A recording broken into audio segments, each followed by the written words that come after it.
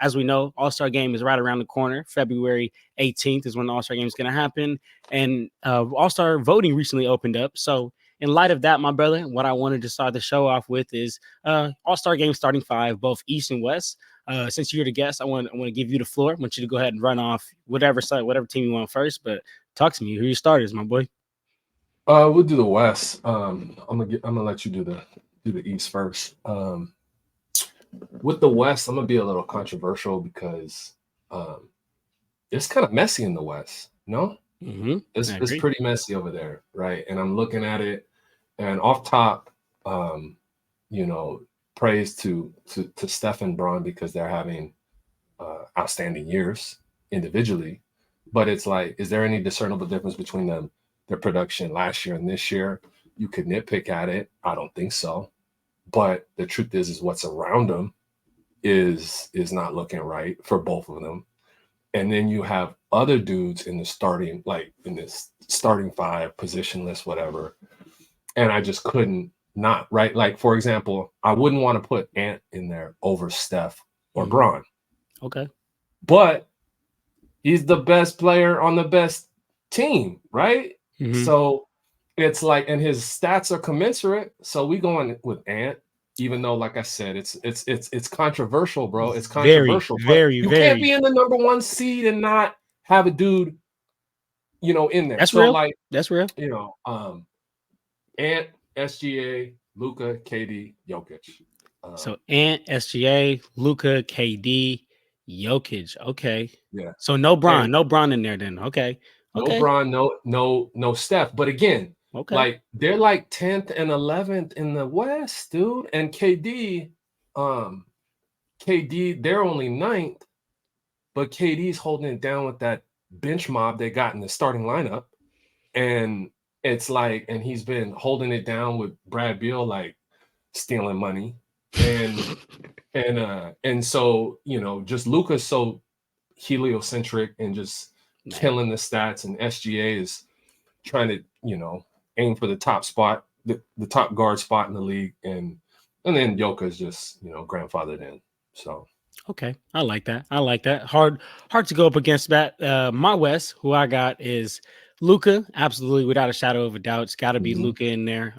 We're talking about a player who's second in scoring, third in assists, third in triple doubles. He's been carrying the Mavs. Kyrie's been out for the last 15-ish games, and he's been carrying them. They still sit in that 6th seed.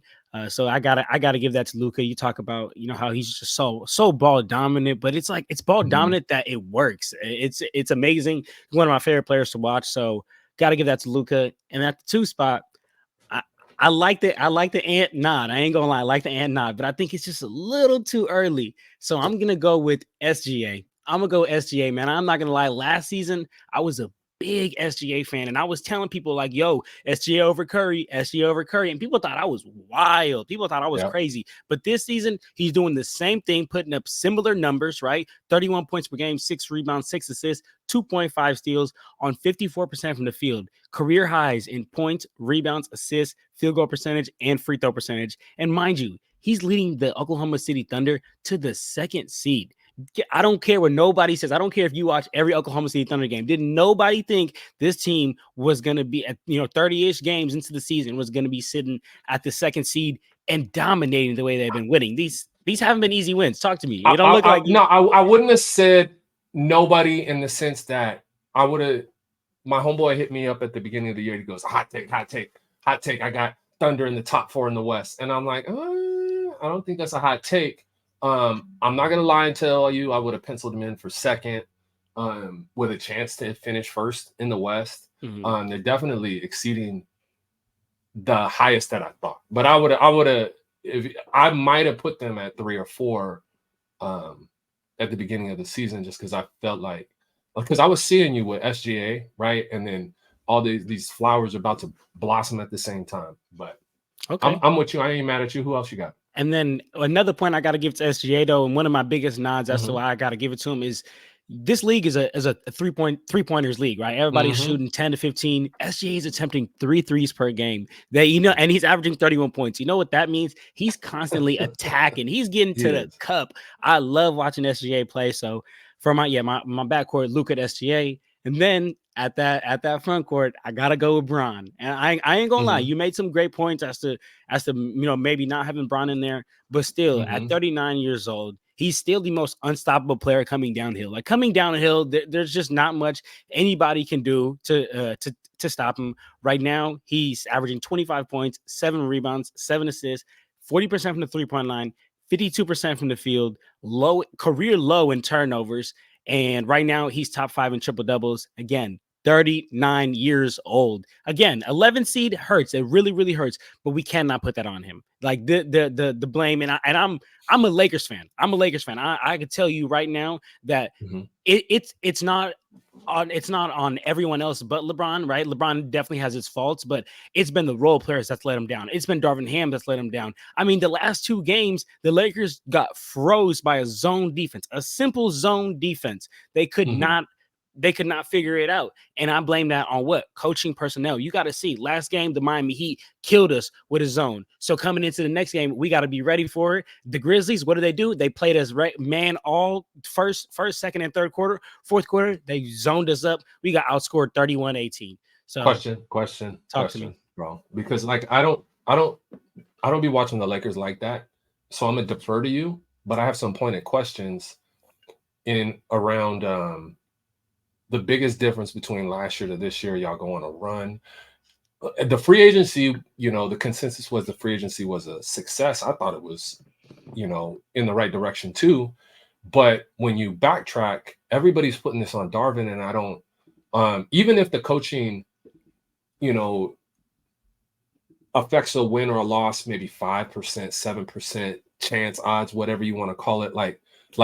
I'm not like I think I know what it is from afar without like dissecting them, but tell me last year to this year what that is because they went on a run after they got most of this roster.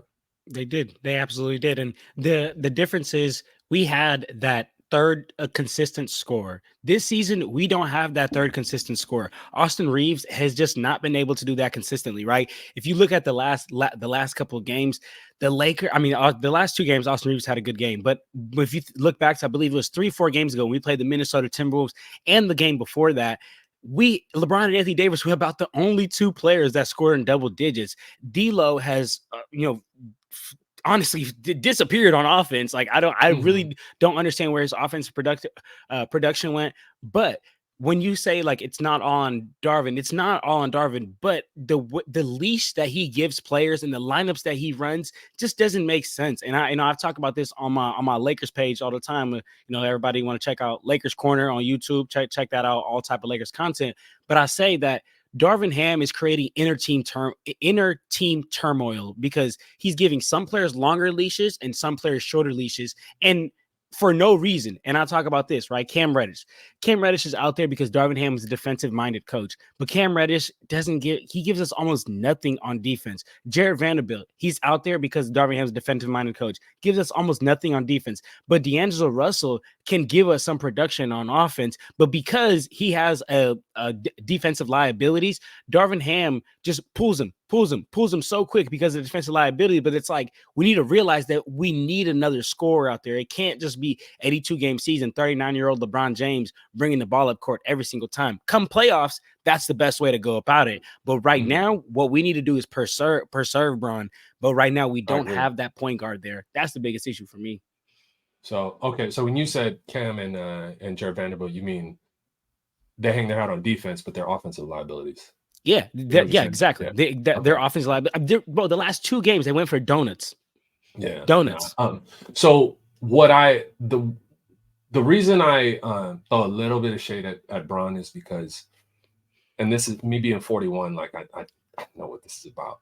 It's like he has become a Jedi master at expending energy, right? Picking his spots, knowing exactly where to go. But as he gets older, those moments you cut from defense. His offensive production is evolving. It's looking different, but it's still as efficient and all the stuff you're talking about. You can tout the numbers, but the thing is what he's stealing from. He's stealing from the integrity of the defense too. And nobody's mad at him for doing it, bro. You're 38, 39. Ain't nobody. When I was 35, 36, I would call him out for dogging it on D, right? Like I would watch this from afar. Ain't nobody mad at that. But it's still whether you can give him a hard time about it or not, he's still cutting some corners on D.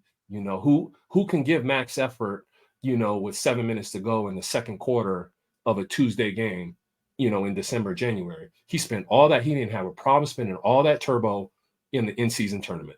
None of it. He wants a team in Vegas. He wanted to be the first championship there. And all I was thinking about, and I didn't say it, I didn't have an outlet to just let it out, but I'm like, man, he's 38, 39. He's spending all this turbo on the in-season tournament. What is this going to look like right after? And it's more so the team. But again, I'm going to get off Bron. I'm not hating on him. He's having a great offensive year, and he's got to manage the entire season. So, yeah, I'm right there with you. And then to finish out my starting five after Bron, it'd be Kevin Durant, just like how you said, and Jokic. I mean, for Kevin Durant, the man's well on his way to 50, 40, 90 club. And for those of you that don't know what that is out there, that's shooting 50% or better from the field, which right now he's at 52, 40% or better from the three-point line, which right now he's at 47, and 90% or better from the free throw line. Right now he's at 88, but he'll get there. And then, like how you said, Jokic, consensus. Yeah, Nothing really to say there. How you feel about leaving Steph out of there, though? I'm going to be honest, brother. He wasn't going to go in front of Luka, and he wasn't going to go in front of SGA, and he can't go in the front court position. So yeah, see, it was tough choices, man. It's definitely tough choices. And I'll say this, man, like for my Warriors fans out there that think I'm hating, like this has nothing to do with no hate. It's just the fact of like Luka and SGA are just simply better options right now. Better team, better numbers, better production, like everything. But that's what it is, in my opinion. It's like Steph can be just as dominant as SGA and Luka.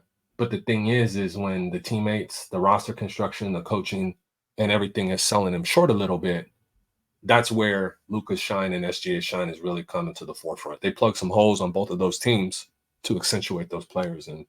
But yeah, no, I'm with you. Tough choices. Absolutely. All right, my boy. Let's get to the East. You want to run off your East first? You go ahead. All right. At my one, I got Tyrese Halliburton. I ain't gonna lie, man. One of the best assist to turnover ratios, carrying his team to the 5th seed right now. And if you watch the Pacers, when he's on the court and he's off the court, it looks like two totally different teams. So you can see his impact: 25 points per game, 12.7 assists, 4 rebounds, 1 steal, 50% from the field, 40% from the three-point line, career highs again in points, assists, rebounds, steals, block, field goal percentages. I love watching Tyrese Halliburton. So that's who I got at my one. And at my two, now here's where my controversial, I think it may be a little controversial, but I'm going to tell you why I got this player. I got the other Tyrese Maxey. And here's why I got Tyrese Maxey at my starting. Okay. He's putting up career high numbers across the board as well. Right now, he's putting 26 points per game, 6 assists, 4 rebounds, up his threes made per game, up his field goal, free throw attempts and makes per game. But my biggest reason I'm going to put him here is because of this. We need to reward him for the jump that he's made and how well he's taken it. And here's what I mean by saying this. Coming into the season, what was going on with the 76ers? The James Harden saga. Didn't know what was going to happen with James Harden. And I was watching this interview with Tyrese Maxey. He was on JJ Redick's podcast, and he was talking about how JJ Redick asked him a great question. He was like, well, like, how do you prepare coming into the season with this whole James Harden thing? And what he said is he's like, I'm ready for whatever.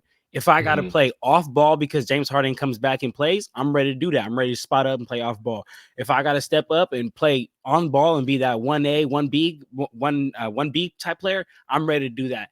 And he has done that to just the great, a beautiful extent. So to me, I'm more rewarding him, and the numbers are there. It's not like the numbers aren't there. The numbers are there. They're sitting, I believe the 76ers are sitting in the 3rd seed right now. Numbers are there. He's a 1B. This is his first time doing it. So we got to reward him. So I got Tyrese Maxey there. And then I'm not gonna lie, the front court, I don't even think that there's a doubt debate, about it. Right. Yeah. We could just run them off, right? Yeah. Tatum, Giannis, and okay. Embiid. Embiid. Right. Okay. I don't even think that there's a debate. I honestly didn't even put reasons for that, brother. I'm not gonna lie. Yeah. I'm gonna leave that alone too, because I had it too. Tatum, Giannis, Embiid.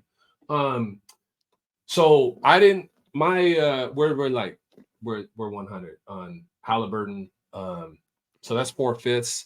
Mine came down. I went with Brunson, and the thing is it's Tyrese Maxey as a 1B versus Jalen Brunson as a 1A, right?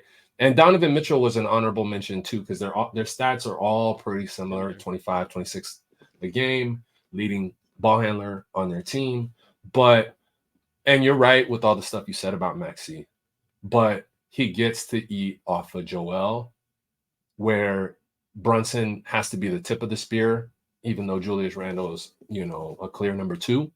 But Jalen Brunson, watching him, and New York has been damn near bad at basketball my whole life. The Knicks, I mean, and watching him, I am in amazement. Like when I look at his size and how he gets the buckets, bro. Like I can't. Like I'm still dumbfounded. And there's a question for another topic, another day, is when people talk about Luca and he needs help and all this. I get grossed out because I'm like, I think Luca suppresses talent. He And does. I was like, why was Jalen Brunson not this on the Mavs? Conversation for another day, another whatever. But I am enamored by Jalen Brunson, and I had him at that other guard spot. I'm not gonna lie, brother. You made a great point when you talk about how Maxey's more of a 1B, and like there's no way any team that's playing the 76ers is like, all right, let's focus all of our attention on Tyrese Yeah, Maxey. It's going on to Embiid, so Maxey is getting some easier shots. And when you look at it, the numbers aren't far off. Like Jalen Brunson, he yeah, is that 1A, and he's still yeah, 25.8 points per game. We could round it up to 26. So yeah, similar to Tyrese Maxey. So not gonna lie, I'm gonna stand on business because I'm not yeah, gonna go to the other side. But you made a yeah. great point. You definitely made I a great did. point. I didn't think about that yesterday when I'm looking at it. Yeah. Great point, brother. Oh, All yeah. right, all right. So we got we got similar front court. All right. So that's a fun all star team, man. And for the family, that's watching from home, y'all let us know in the comment section down below who you got. Who's your starting five, East, West.